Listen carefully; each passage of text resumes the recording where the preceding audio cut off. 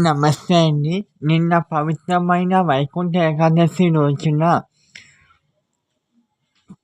ISKCON టెంపుల్‌లోని Shri Srimannarayana స్వామి దర్శనంతో మనకి దర్శనమిస్తున్నారండి. ఎంత చక్కగా విందుగా మనకి దర్శనమిస్తున్నారో చూడండి. అందరూ దర్శించుకోండి. అందరూ బాగుండాలి. అందులో మనం ఉండాలి. శ్రీమన్నారాయణ ఆశీర్వాదాలు అందరికీ ఉండాలని మనస్ఫూర్తిగా కోరుకుంటున్నాను.